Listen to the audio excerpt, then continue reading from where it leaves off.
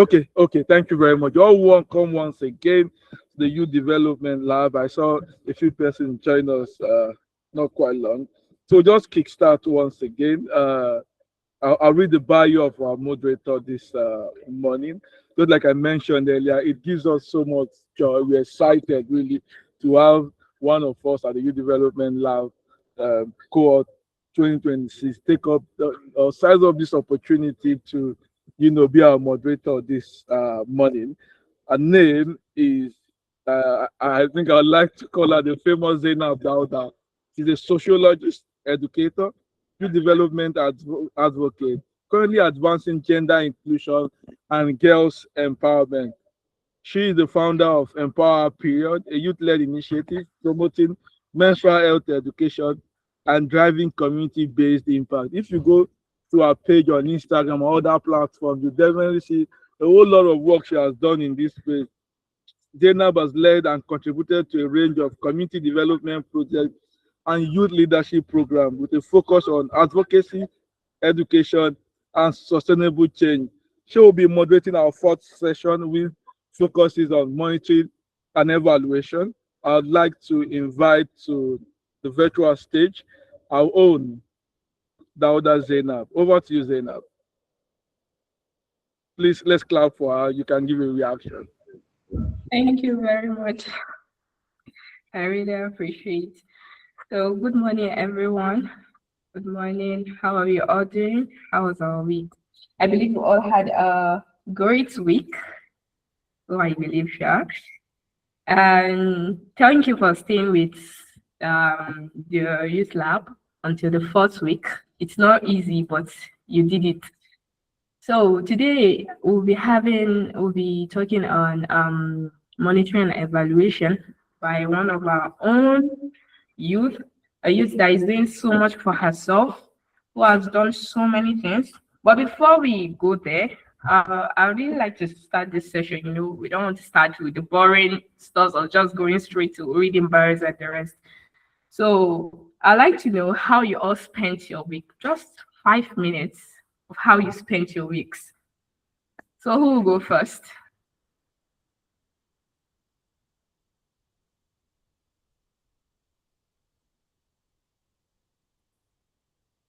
Hello. Yes, we can hear you. I can hear you.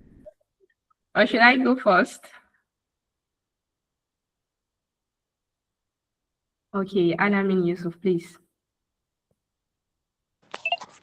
Hello, good morning, everyone.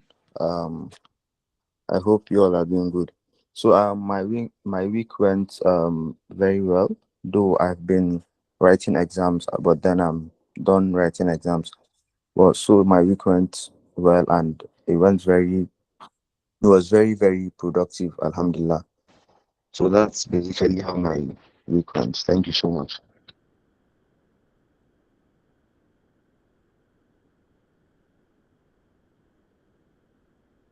Thank you very much for sharing.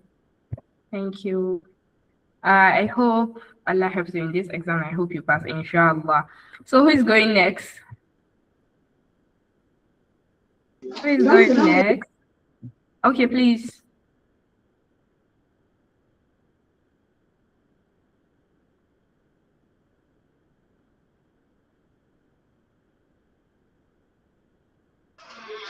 My week was okay.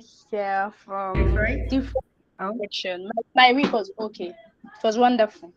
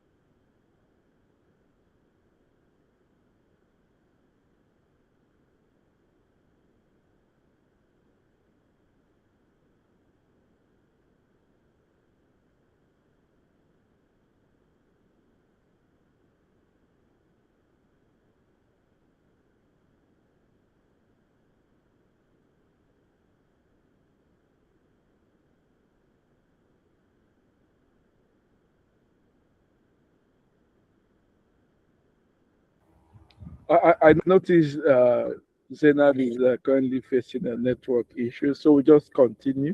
How was our week? Who would like to go next? I noticed Mr. Lamin spoke about his week. I'm back. I'm back. My network is really, it's really not nice today. My network Yeah, I wish you success is in not your nice today. I'm exam. So who would love to go next? So I'll just pick at random. Madam Sadia, would you want to share how your week went with us? Okay, thank you very much. Good morning, everyone. Good morning. Yeah, my week was productive, and like I said from when we started youth lab, I do 95 with user assurance. So for my department, customer service, we won the award for the from the West Africa Innovation Awards. We won the best for leader assurance. So we had to celebrate that, and then what's again up? And then for the NGO, I'm currently volunteering for, which is under Measure Hygiene for the Hope We Live initiative. We're actually planning on the next outreach. So I think that's what my week has been all about. Thank you. Wow, amazing. Thank you so Thank you much. very much. I, okay, Sadia, sorry, Zainab, so just take it up from here. You'll come back. Okay. Thank you. Thank you very much for sharing, Sadia. Congratulations on that, and good luck in your new projects. So who is going next? Let's just give this by 11:17 or so we can start. Who's going next?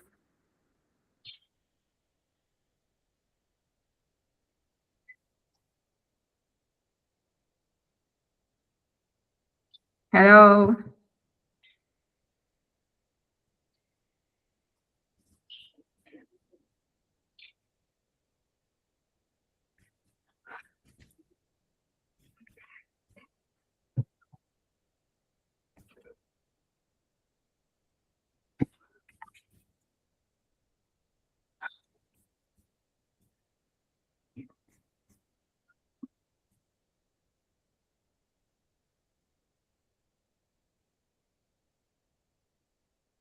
I think the audience is shy, so let me speak. Good morning. How was my week? My week was very packed, very busy. I was busy reviewing reports and whatnot, and preparing for today. And I'm pretty pumped and excited for how today is going to end. Yeah, thank you. Thank you for sharing.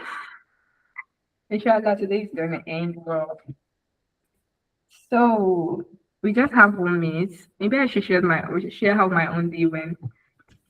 So my week was actually going nice until I had to do something I wasn't even thinking I was going to do. It was an emergency actually, so I just had to arrange for that, and boom, I had to do it.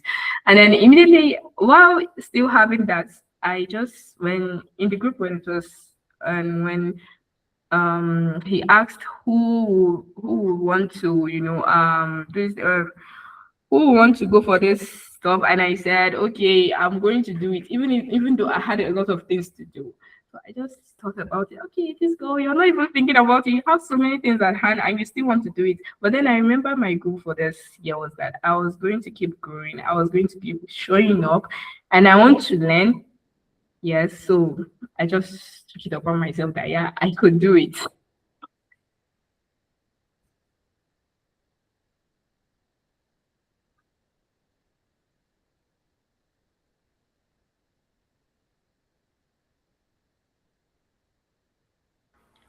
So yeah, it's time. I guess we can dive in. So I'd like everyone to please welcome Nana Aisha Eliakub. Please, let's welcome her.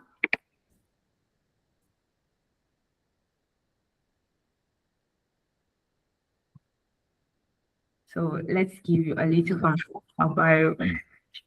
We are very, very happy to have you in our midst today. Like when youth are doing things and you see them doing it, we really need to appreciate them for that. She has done a lot for herself. So here it is. Nana Aisha Yacob is a monitoring and evaluation and learning male professional supporting data-driven development across health, education, gender, and youth-focused programs. She has worked with organizations including Illmi Children's Fund, UNFPA, and Malaria costume, contributing to program monitoring, research, and evidence generations to strengthen impact and inform decision making.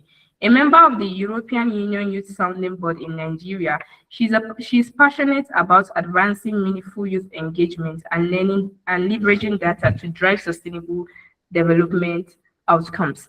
Please, dear all, if your hands are not too busy, please welcome Nana Aisha today. Please.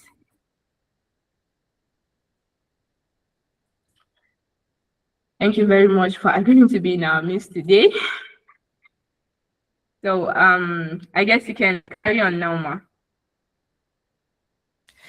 Thank you very much for that very beautiful intro. My head was swelling. I'm like, all of this, is this all me? Well, anyway, thank you very much. So we'll be beginning very soon. Let me select this, share my screen. So, share.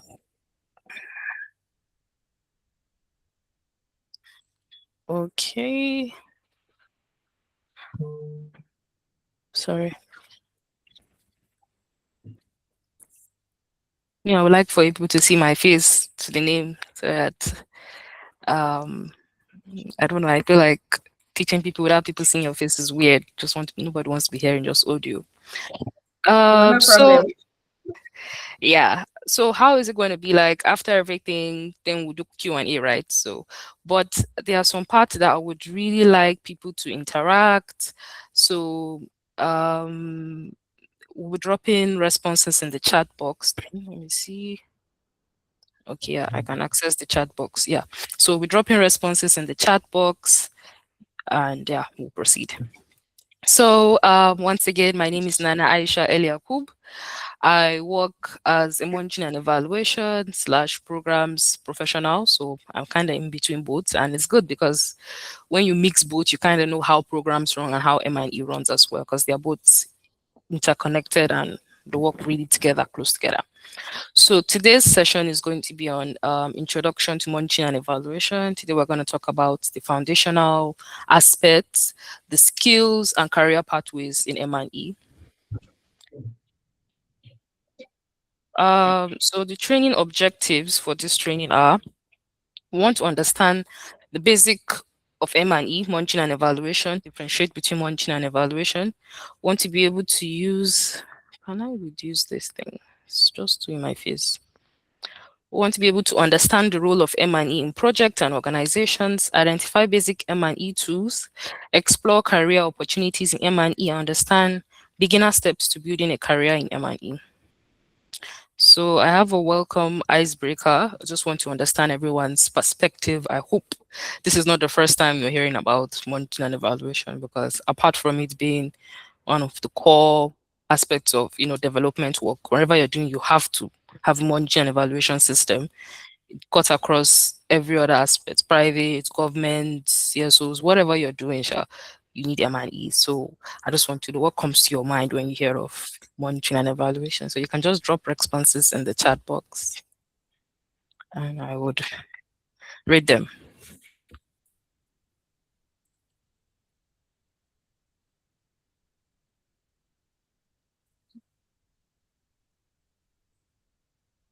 No response?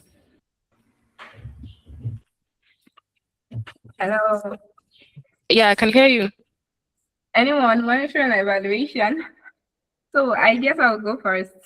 Sure. I think monitoring and evaluation is all about maybe you had a project, right? So you like to monitor that project to see the progress you've had in that project, or if there's any lapses you have to correct, and to see whatever that project has gotten into. That's when you know if you actually impacted or you just reached people. Oh, that's really good. Thank you. M&E has to do with monitoring a project and measuring the impact and initiatives. M&E are essential processes used by organizations to track progress and assess impact. Okay. a way to track progress. Okay, thank you. Thank you. Very beautiful answers. So have you ever collected data before? Like, have you done data collection before? I just want to get your yes, no, yes, no, yes, no. If you have collected data before, like worked on a project and you went to the field to collect data. Mhm. Okay, we have a no. No, yes.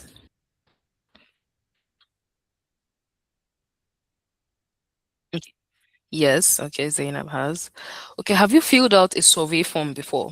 A lot of times, especially in universities, that time when people are doing their projects, they always give us their questionnaire to fill. Please help me fill my questionnaire. Help me fill my questionnaire. Okay, yes, we have a lot of yes, yes responses. Yes. So all these data are all part of M&E. And what informs M&E is data. So data is very crucial for M&E. So that's why I just want to get people's background knowledge on data collection. So we'll be moving on. So we have 10 modules for this session, and the first module is basically we're going to be talking about monitoring. So we'll talk about monitoring first, then we'll move to evaluation. Sorry, let me bring it down like this. So definition of monitoring. Monitoring is the continuous and systematic collection, analysis, and use of information to track the progress of a project and determine whether activities are being implemented as planned. A lot of people said a lot of things similar to this. But one thing I want you to pick out in monitoring, if you even forget everything about this long story, it's just continuous. That word continuous. Monitoring is something you have to keep doing. It's a progressive tracking. So you always have to go back and check. Go back and check. So it should be done at least frequently. If you have a project or an activity, no, let's say a project, because activity is more. If you have a project that you're doing that is like a 2 years project, at least you should have, if not weekly reports, you should have monthly reports, you should have quarterly reports on whatever progress is being made. And why is that important? Because for monitoring, you need to have data to know, okay, what we said we want to achieve, have we been able to achieve it? The target we said we want to set, were we able to achieve it? What are the challenges? What are the lessons we will learn? Okay, maybe along the line, what you plan to do was not even what is needed in the community. You can also go back, retract, and change the intervention and put something that will be fit for the community. So those are the type of things you need to understand about monitoring. Monitoring is important. We'll dive into it more. So next part talks about the key questions monitoring answers. Let me see, how do I move this thing to this side? Okay. So monitoring answers questions like, are activities happening as we planned? Are we reaching the intended beneficiaries? Are we meeting our targets? Are there any challenges that need immediate action? So let's say, for example, we have a program. Yeah, we have a program. We want to train youths on digital skills. So we need to know, if we are giving out a call, it has to be youth. We can put an age range, okay, maybe 18 to 29. And we have to make sure we have to be, gender neutral. They should be male, they should be female. This is also part of things you should consider in your list if you want it for both male and both female. And what are the challenges, possible challenges that might happen during the course of the activity or the training? So these are things you need to put it in place as questions on a part of M&E. So moving forward, we'll get better understanding. So an example of M&E, so I'm going to be using these 200 youths in digital skills throughout the course of this training, just to, okay, yeah. So for example, the project plans to train 200 youths in digital skills. One of the questions your M&E tools should be asking are, how many trainings will we be holding? That's if it's going to be more than one training. And how many youths are attended? You set a target for 200. Probably something might happen, maybe somebody might not be able to attend the training, something will just happen and people might not show up and you might not have that 200. So that also has to be in your data record that, okay, we planned for 200, or probably 198 or 170 came. It should also be part of your report. And was the training delivered on schedule? More than goes one beyond that, self, you need to know what are your I don't want to talk about inputs. Let me not confuse people. So we're taking it slowly, slowly. So move to evaluation. Evaluation is a systematic assessment of a project design, implementation, and results to determine its relevance, effectiveness, efficacy, impact, and sustainability. When we're talking of evaluation, we are talking of, okay, we have done this program now. We have trained youths on digital skills. And we have been doing our monthly follow-up and found out that, okay, yes, maybe some of them got internships to work with a lot of tech companies, and they are working in tech companies now, doing internships. After the internship, they were able to secure jobs, and it have improved their livelihood. They are now making money. It has reduced employment rate. That is what your evaluation should speak about. Your evaluation should be, okay, the end goal of everything. What was the impact? What you said you want to achieve this. Monitoring is, how did we achieve this?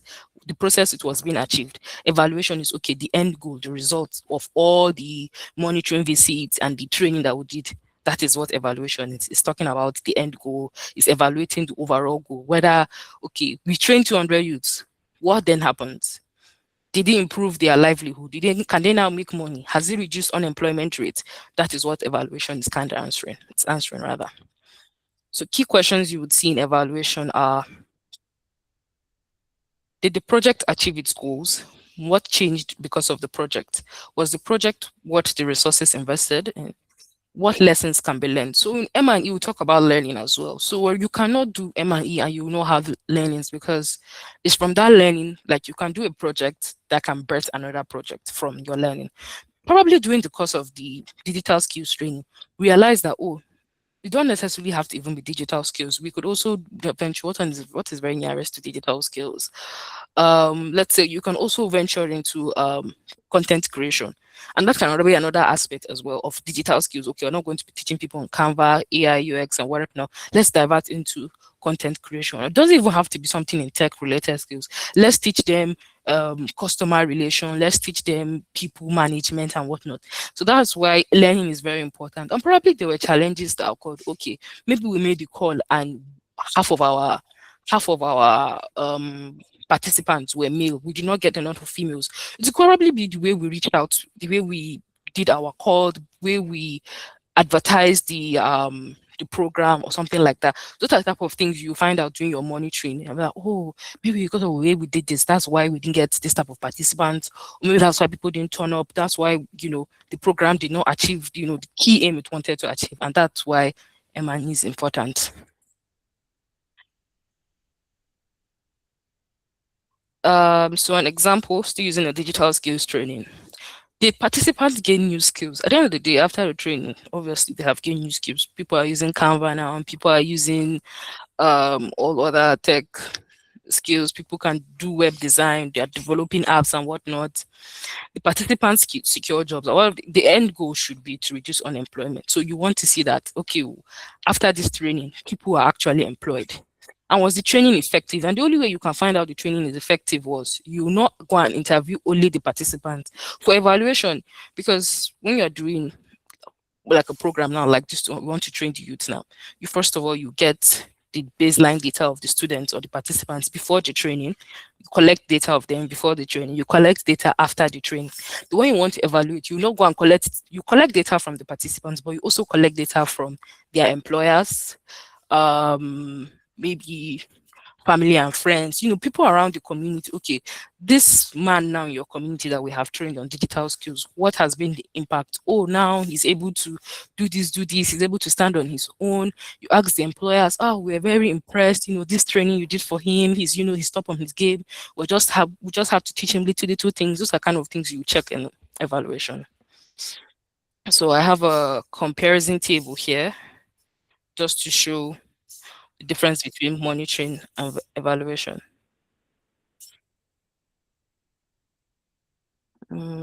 Sorry, I have a message in the chat box. Let me see what it's saying. Monitoring explains whether the campaign increases young people's knowledge and the others. Was this supposed to be now? Okay, sorry, we'll continue. So monitoring, evaluation. So monitoring is continuous, evaluation is periodic. Monitoring tracks progress, evaluation assesses the results.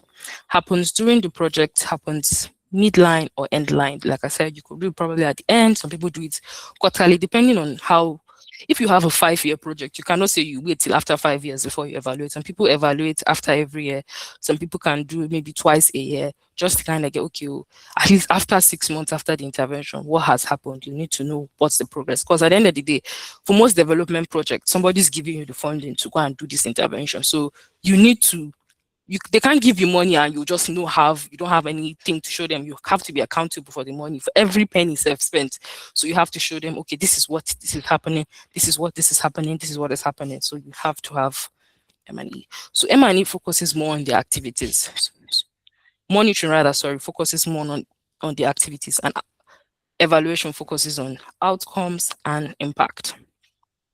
So these are just like short things. Just put the definition in the table so that you guys can see. Then we have why M&E is important. I think we've basically even said some of these things already. Measures progress, it helps organizations determine whether a project or activity is being implemented as planned, whether they are on track to meet their objectives. It promotes accountability. So people gave you money to do a project, so you have to be able to show accountability. Not only nowadays, we don't even show accountability only through, okay, you just write a report and say you train 200 people. Like there's this project that we are doing now, down to our attendance, the transfer of money, like the training allowance, everything you spend, you have to put it in your report, gather everything and put pictures, you put videos, you put testimonials, you put audio recordings, everything, you pack it together into a report and you show your donors that, okay, well, this is what we have done for this activity. Here is the evidence. Ensures efficient use of resources. People are giving you money, you need to be able to show, okay, what are you doing with the money? We rented a hall to train people, and if at the end of the day the training was not useful and nobody learned anything, that's waste of resources. Improves decision making. Maybe across the line, during the project, you notice that, okay, a lot of people are focused more on web design and nobody really wants to go into app development or robotics or whatever. That means we know that next time if we're going to do a training, we'll focus more on web design, since that is what youth have more interest in. So those are kind of things along the line monitoring helps you to understand. Supports learning and improvement during the course of M&E as well. Like I said, it's a learning process. When you're doing your monitor, when you're doing your periodic tracking, or rather when you're doing your tracking, you notice that, okay, this is what we have observed. Turn up was poor for this session, turn up was higher for this session. You kind of understand how you can plan for future programs like that. And like I said, informs your future planning and all. So now we'll be going into more intense part of the review. So we're going to basically describe or talk about M&E terminologies, so that it's not be looking like jargons when I'm doing my theory of change. So there are a lot of M&E terminologies, but for the basics of this training, I'm also going to share resources for people to go and read further. We have indicators, baseline, activities, and whatnot. So I'm just going to briefly talk about each of them. So an indicator is a measurable sign used to track progress and determine whether a project is achieving its objectives. For example, we want to train 200 youths. That is our main aim. We're trying to train 200 youths. So our indicator would be number of youth trained, unit of measurement. It could be in percentage, it could be in numbers. So that number there, or percentage, so you write it there as you write it. I wish there was a board or something, but yeah, you write it, number of youth trained. That is your indicator, the number in that sentence. That's like your unit of measurement to track your progress. So you write it down, the number of youths. So what are the number of when you train the people, you now write it down. 70 youths were trained in digital skills. So that's how indicator works. They won't talk of baseline, the starting point of initial measurement taken before a project begins. So baseline is more of you have a project, maybe the 200 youths now. Like I said, before the training, we do baseline data, baseline survey. We gather 200 people in this hall. We need to know, what did they know about these digital skills? So we can just pick out some few questions, put in a questionnaire and share for them. That's what we call pre and post test, actually. So you give them, collect the data before the training. That's what you call baseline data. And then we have input, refers to the resources invested to complement a project or program. So when we say input is what is necessary for an activity. For example, now, example of input, we want to train 200. What are the resources we'll need to train 200? We need money, we need a hall, we need trainers, we need laptops, we need internet, we need anything that you can think of that is necessary for that training to hold. That is what is an input. Then a target and targets and indicators are kind of similar but not similar. Target is a specific result or level of achievement the project aims to reach. So now for this training of digital youths, now what would you say is the target?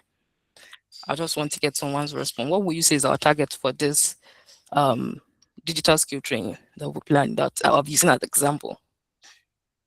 I just want to see if anybody is following.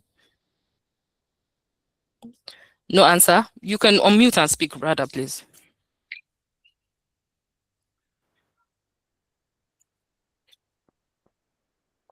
Please unmute and speak. 200, yes. So that's our target. Our target is 200 youths. So that's the target. But for indicator now is unit of measurement. So after the training now, probably we did not train, which is number of this thing now. We not probably, let's say we did not necessarily train 200, let's say we train 190. So you can put as indicator, number of youths trained, it could be maybe 170. That could be our number indicator to show that youths have been trained. Then we go to output. Sorry, is someone muted? I can hear sounds. Output, the immediate products or services delivered as a result of project activity. So after the input, which was we said we're going to do, we need the resources, which was the funding, the venue, the laptops, the whatever we need to train. The activity now is the training, which is we have trained 200 youths. The output now is the immediate product or service. What is the output of the training? Obviously, youth have been trained or empowered with digital skills and certified with digital skills. The outcome, the short to medium term changes or benefits. Let's say they got placement for internships now.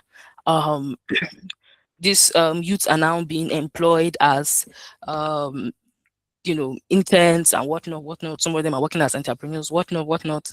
What is the long-term impact? Your long-term impact should be your overall objective.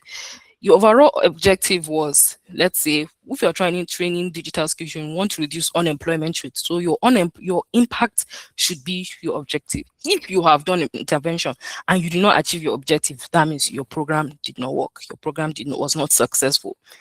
And probably it might be successful in the sense that not necessarily because you didn't achieve your objective. There probably could have been some hit to beat challenges probably during the course of the activity or the program rather, and you notice that okay, that was what made you not to reach.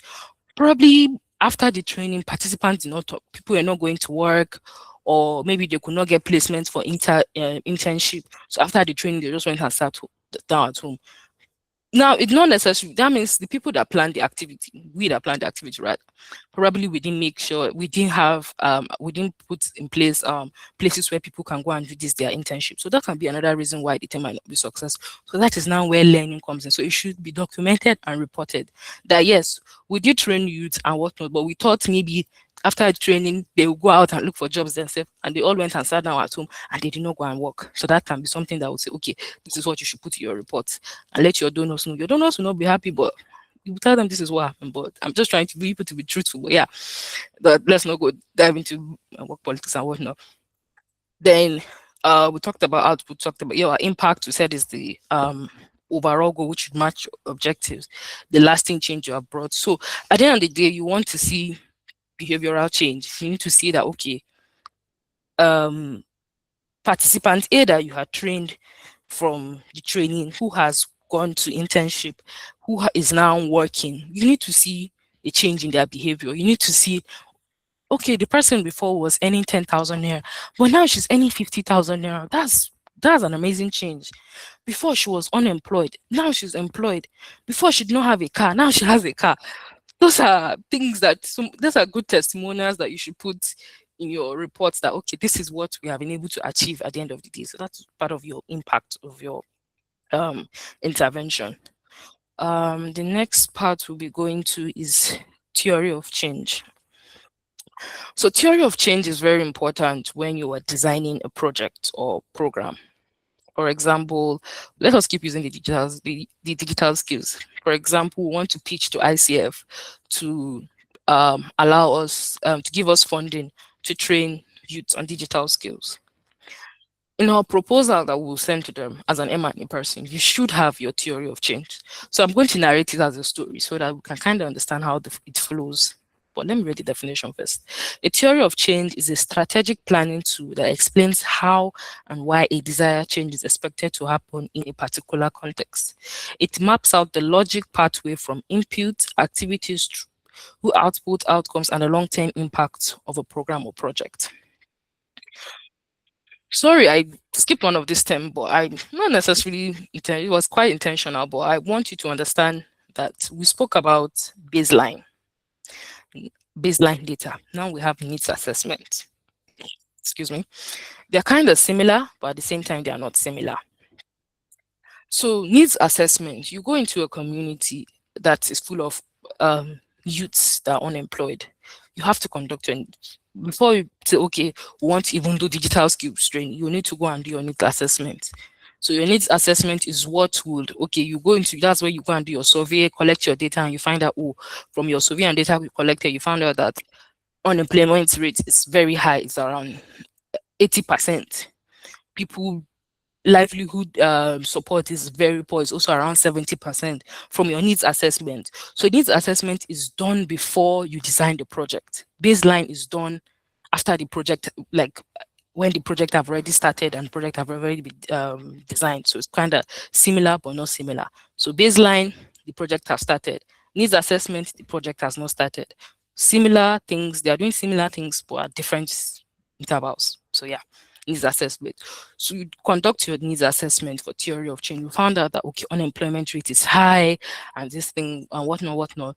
Then we'll now narrate. We're just going to give like a narration. Then we'll be like, okay, after we have found out that unemployment rate is high and sources of livelihood is very poor, what if we provide training, we provide facilitators, we provide laptops, internet funding? Because a lot of times we find out that most of the times why these youths refuse to, go and learn these digital skills is probably due to funding.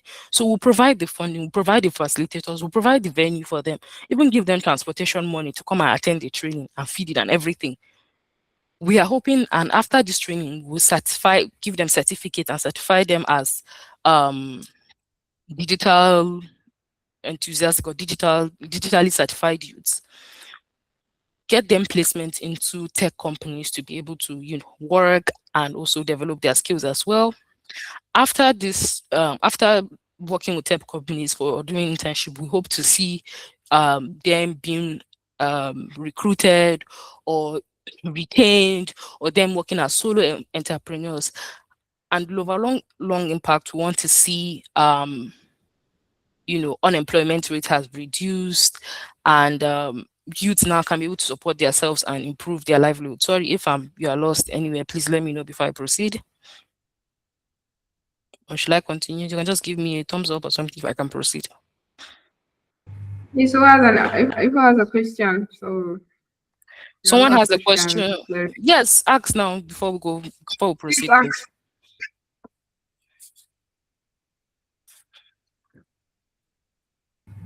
Has a question, please proceed.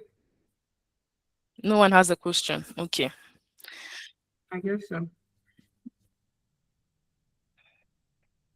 So under theory of change, needs assessment, input, output, immediate outcome, final outcome. So like I just want to phrase back. Theory of change is more of behavioral. So you're trying to explain to your donor that why this change why do we need to train this youth on digital skills? Why have you find it so resourceful? Maybe digital skills is now the in thing. That is what is recruiting across Nigeria, Africa, whatever. You have to sell, you have to get it, you have to show them. It's kind of like a roadmap, actually. I like to call it a roadmap because usually like in a mappy form, you can Google it and see for yourselves. I intentionally added, but yeah, you see it like as a roadmap. You want to understand, okay, if we do this training, this is what we are going to. If we provide funding and this thing, we train these people to get job placement, it reduces unemployment rate, it improves their livelihood. So you should be able to give them a pictorial representation of a change that they want to see. Because even though probably maybe at the end of the day you might not necessarily achieve the full change, but at least you should have a picture to show your donors that okay, this is the change we expect to see. Um, so we have why theory of change is important, because it's very important. It provides a clear roadmap. It shows how projects are expected to lead output, outcome, and long-term impact. Clarifies assumptions. It identifies the condition and assumptions that may be true to the program to succeed. Yes, most necessarily you'll be like, okay, even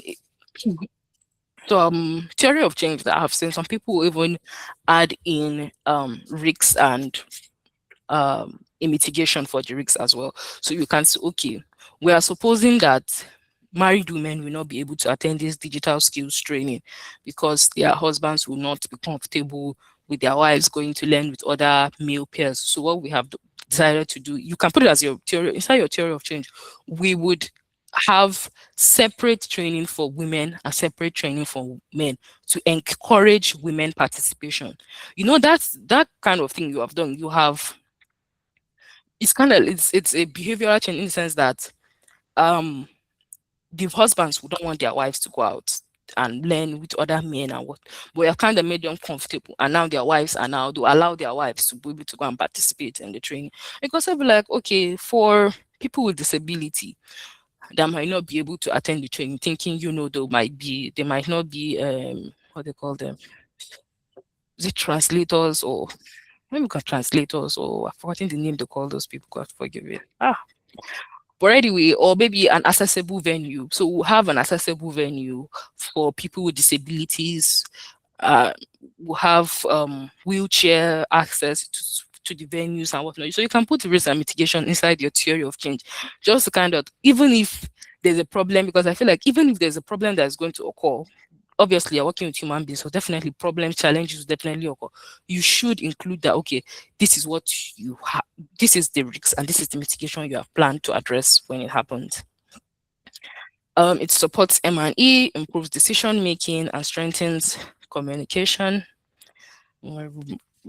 I will share this for people to read along because I'm getting tired of reading. So module 6 now, move to logic framework. So logic framework and theory of change are similar in the sense that they have the same, what I call this method, they have the same roadmap rather. So the same way theory of change has input, activities, output, and whatnot, logic framework too has it. So there are two. The first difference I'll share with people is theory of change is inside your proposal. It's there for your donors to see, your funders to see that, okay, this is what you want to achieve and this is how you want to achieve it. So theory of change most necessarily answers the how, the why behind why this activity is important, why this training is important, how it's going to happen. Why logic framework is more of, okay, it's more of like your checklist for the M&E person.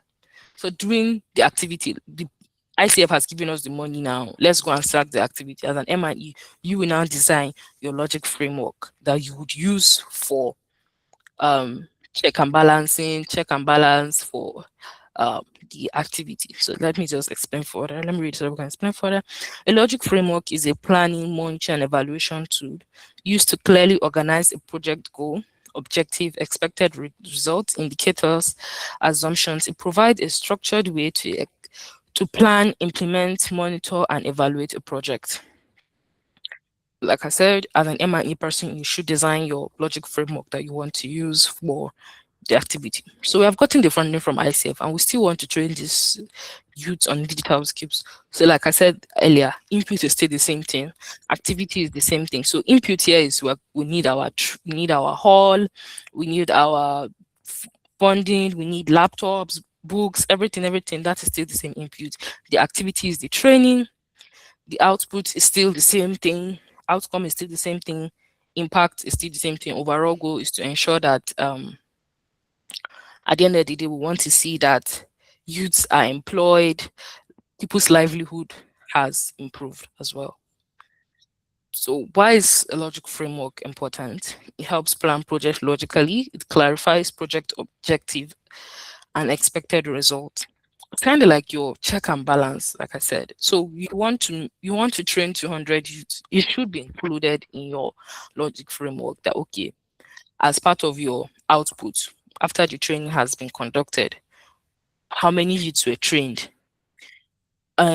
outcome now, how many youths have improved understanding of digital skills, what is the percentage of youths that are now web designers, app developers and all those things. Those makes up your logic framework. Supports monitoring and evaluation and reporting, improves accountability to donors and stakeholders. So before we move further, any question for hope I'm not confusing anybody with theory of change, logic framework. Proceed.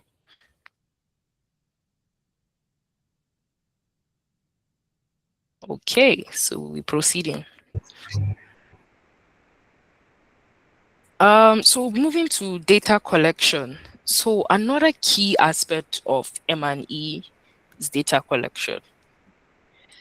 And for every M&E to be successful, what are you going to track? What are you going to monitor? What are you going to evaluate?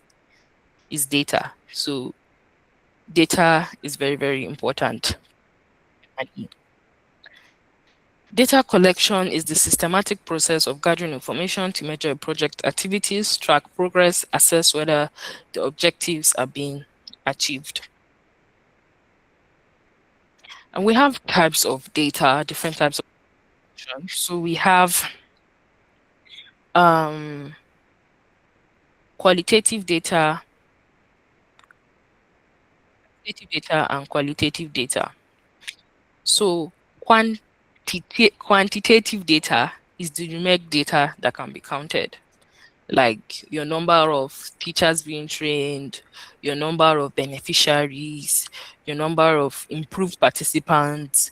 And these are things that you can simply get with a survey that you can just design on Google Forms, or you can just print it out on like a questionnaire or a paper and just distribute to people. That is a quantitative data. It is expressed in numbers, can be analyzed statistically, answers questions like how many, how much, and how often. So here's an example: 250 youths attended the training, 80% of participants completed the course, 120 households received mosquito net. So when we talk about, sorry, this thing is blocking my view. When we talk about qualitative data, it's more of a descriptive data that captures people's experience, opinions, feelings, and perceptions. So sometimes if you want to get a more in-depth data collection, because once you give people survey mostly is just yes, no, you kind of like limit their options. You're the one that is going to list out what you expect from people. Okay, did you enjoy this training? Yes. Did you learn this and this and this? Yes. No. Blah blah blah blah blah blah blah. But for qualitative, you need it's more of focus group discussions, interviews one-on-one. It's more of data that cannot be expressed in numbers.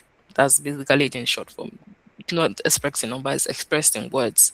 And it answers the questions why, how, behind the numbers. So most of the times, if you want to do a very good survey or good research, you need to do combine both. So you do survey, get the yes, no, yes, no. Once you analyze the yes, no, yes, no, it helps you to design, most of the time, it helps you to design your qualitative data questions. Okay. You can try to understand the reason behind why are people selecting yes. You can ask them, okay, why were you interested in learning computer programming, for example? This and this and this, and you ask them, and you kind of understand the deeper picture of why they selected whatever. Let me see, what's the next part? Okay, so let me explain. So under qualitative data, we have focus group discussion, in-depth interviews, one-on-one interviews. For focus group discussion is usually between 6 people and above. So you can do 12, 15, 20, depending on the number of people in your community. You gather them together and you ask them different questions. And once you're doing focus group discussions, you have to try not to be biased. So you have to make sure it's people of the same age group. Sometimes we do the same gender depending on the subject matter. If something very sensitive, women might not want to speak, fully express themselves when men are present. So you have to put all of that into consideration when you're trying so that you can get good and authentic data. And you try to make sure everyone else is speaking. So if you notice that there's one participant that is always trying to dominate the conversation, the person is always the one answering out all the questions, giving their own opinions, you can always look around and ask the other person, oh, you said this and this, or you didn't mention it. What is your own opinion on this? Do you also agree with this person? Just try to make sure that everyone, participates and you get everyone opinion as well. So I worked with one organization and their own, and that was where I learned this one as well. It's called observation. It's also a way to collect data and just to further step it up. After you have done your qualitative and your quantitative data collection, we call it observation. So what you do is you go into the communities and stay with them for maybe some few days or months, depending on the duration of your project or what you're trying to evaluate. So you go there and you kind of observe their community. Let's say, for example, in a rural community now, they tell you that, oh, most women will tell you, oh, we don't drink water from well in this village. Oh, it has to be from the stream. So you can go there yourself and observe. So what we call you go to the community, you observe their behaviors, you observe their living culture, living patterns, kind of understand sometimes, okay, this questions that I gave them to answer, let it speak to what you are seeing so that you observe that, okay, they didn't lie, there's no any adulterated data. Sometimes some people might even skip some part and might not tell you anything else that you need to, as data collectors, that you need to, observe and be observant as well. So it's part of data collection. And we have some common M&E tools. So Kobo Collect, Google Forms, ODK, Excel. You said you have never collected data. There are so many data collection opportunities. So if people are interested, data collection, most of the times people would give you Google Forms or printed out questionnaires. But I think people prefer to use digital software because it's much more easier to analyze, especially for quantitative data that you just need numbers or figures, percentage of this, percentage of that, just kind of get roughly what people's ideology is. And these were the methods of qualitative method of collecting data. We have surveys, which is like your normal questionnaires. You have a key informant interviews. You have a focus group discussion. We also have observation that I've mentioned. We have routine data collection. It's also like going to collect data after, like, some people do it depending on your project, especially for health interventions. Most of the times they do routine data collections quarterly, monthly, depending on what they're trying to evaluate at the end of the day. So this is the part that I will need people to participate in. So can you tell me what this picture one is about? What method of data collection would you call picture one? This one, this first picture. What method of data collection? Picture one is I think interview. Interview, okay. What would you also call picture two? I think survey is actually asking her to hear own opinion why he takes. Okay. And what of this last one here? That should be a focus group, I think, having conversations, hearing everyone's opinion. Yes, that's a focus group discussion. Yeah, I just wanted to see that. Thank you so much for following. So we'll move to careers in M&E. Where do you start? How do you build your portfolio? And that's why I was asking about data collection, because that's the easiest way to enter M&E, through data collection.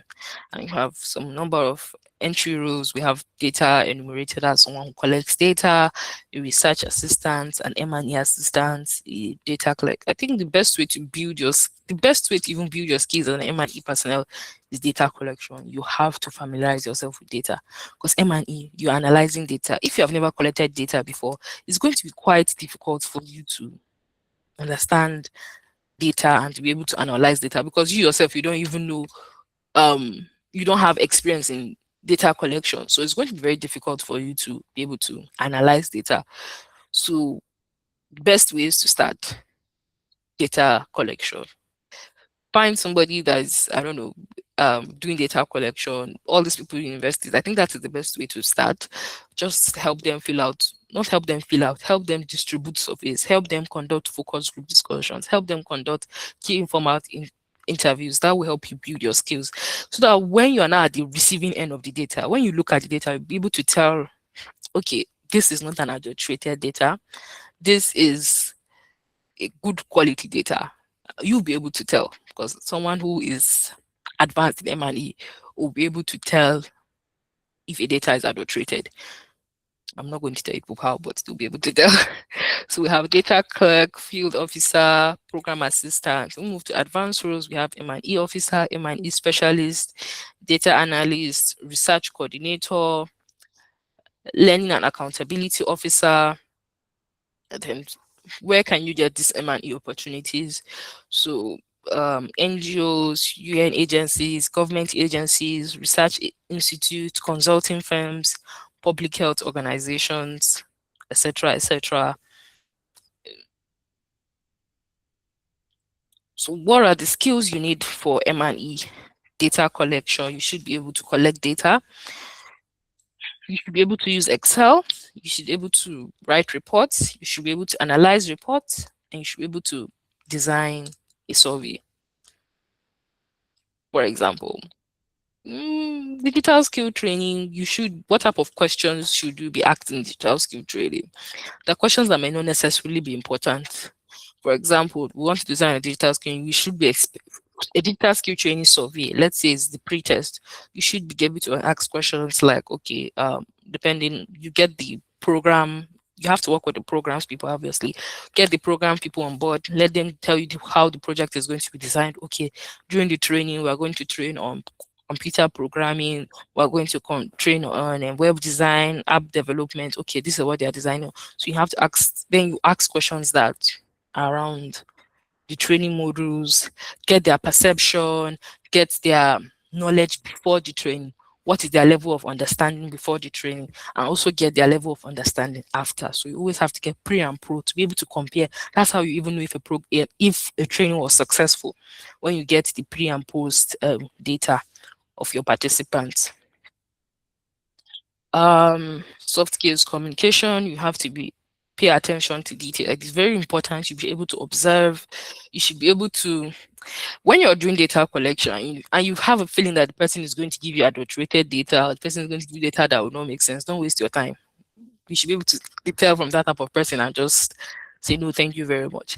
And if you're doing data collection on topics that are very sensitive, like I did a data collection in Yobe State some years back on FGM, that's female genital mutilation.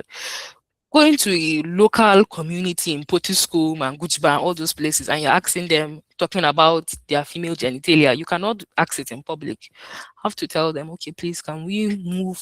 Can we go to an isolated, maybe take them to their rooms, or a place that is not too exposed, that they can be able to freely and confidently express themselves. Because if you're asking them this type of sensitive question in public, obviously they'll give you adulterated data. So you need to be able to know how to navigate different environments. And if the person tells you, oh, I don't want to move in, or she's not comfortable, don't waste your time. You stop it and you move, because you definitely get adulterated data, and at the end of the day, the whole thing will just be messy. Then how do you start? Where do you start from? So volunteer, internship, online courses, learn Excel, participate in research, build your LinkedIn profile, and learn data collection tools. So I have included some further learning platforms. I should have included courses that you can take, but I think if you go to Coursera, WHO, Open WHO, UNICEF Agora. UNICEF Agora is one I use, top notch, top best. UNDP Learning Platform as well. They are all free. So you're not paying a dime. All you have to do is just register and you take courses and you get certificates. So you can, for UNICEF Agora, you can check this course, if you can write it down so you don't forget. Data, introduction to data collection. So it has more um, in-depth learnings on data collection. You can also check on RBM because that's another key part of interview and evaluation. Result-based management system. You can also learn on that. And just search for, you can even Google monitoring and evaluation courses as well, or search for monitoring and evaluation courses on either of these platforms, and you would find something. So we are coming close to the end of this session. We have this is the summary. Monitoring and evaluation is a vital part of every successful project. It helps organizations track progress, measure results, make informed decisions, improve future programs as you begin exploring your careers in MIE. Remember, the goal is not just to collect data, but to use the evidence to create meaningful and lasting impact. So I don't know if people have questions for me. I am open to receiving your questions. Anything M&E related, what do you need to know? Thank you very much, Nana. I shall really do appreciate. So if there's anyone that has a question, please, you can just raise your hands or you write it in the chat box.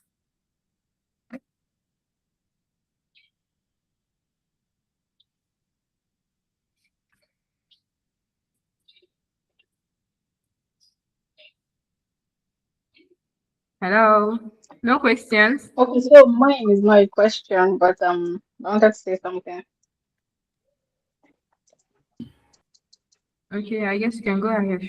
Just listen. Okay. I must recommend it's really a very insightful session. Yeah, last night I was trying to apply an internship.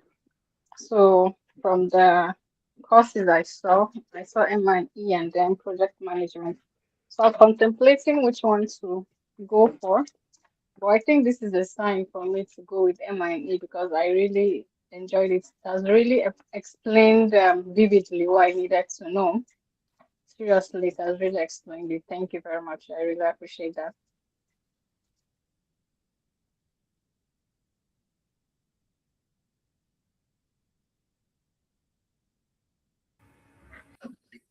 Thank you very much, Adia. And who's going next again?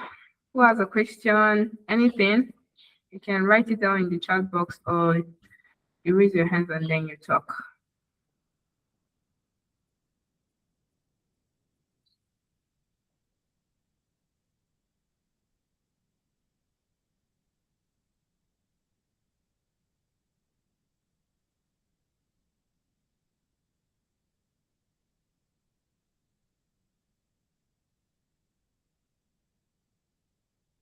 No questions? I guess you did a very great job. Everyone's satisfied.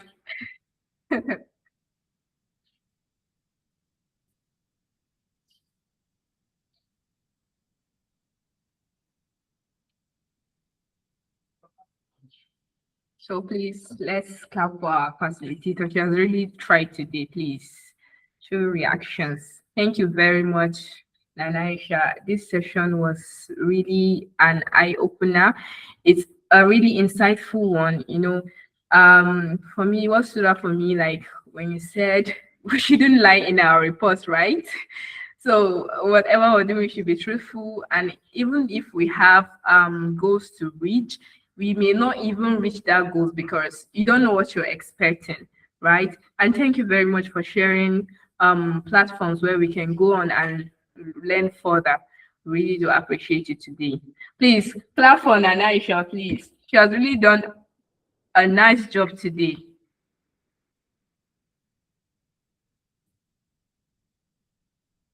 So yeah, you made mention that you have this opportunities for those who want to learn MIE, right? If I'm not mistaken.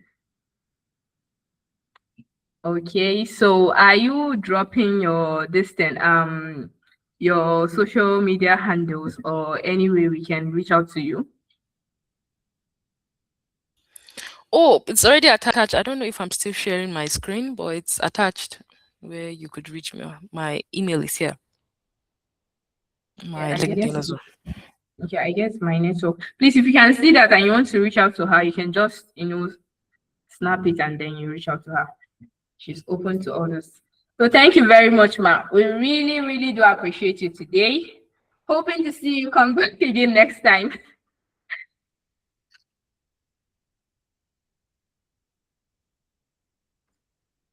Yeah, so in the absence of no questions, so thank you very much. You can take your leave now.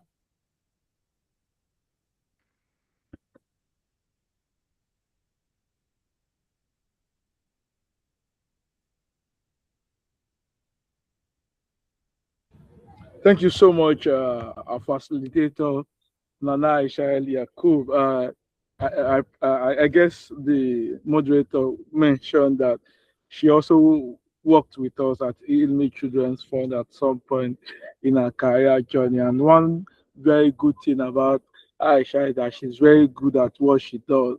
When it comes to the M&E space, it's one person I would recommend. So I'll reach out to her to also share this document with us and also drop social media platform. And if she permits, also a contact to that for some of us that want to go into the M&E sector space, rather, you could easily reach out to her and also for guidance and all. Thank you so much. We'll be calling it a day. Thank you, very good moderator, for the Dauda Zainab. You've done excellently. I thought we'll be happy and say one word to Zainab, please. Just drop it on the chat box, or you could just react. Let's celebrate her for taking this opportunity. She has done a great job.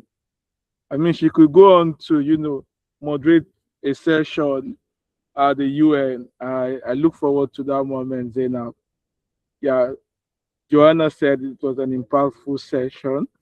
Thank you, Joanna.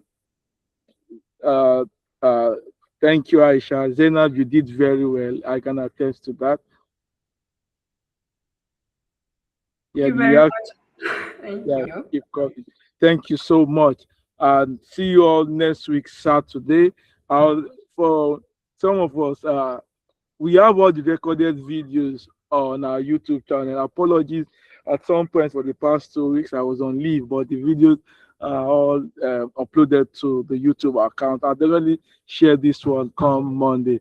Please do have a great weekend. Stay safe, and please don't sell akara like our first lady would say. Bye No, bye. we can actually sell akara because if you notice, even her husband called that iyalakara. Yeah, That means like there's yeah, money in akara. So yeah. yeah, we Thank you, can enter into that. So thank you so much, and bye bye, bye everyone.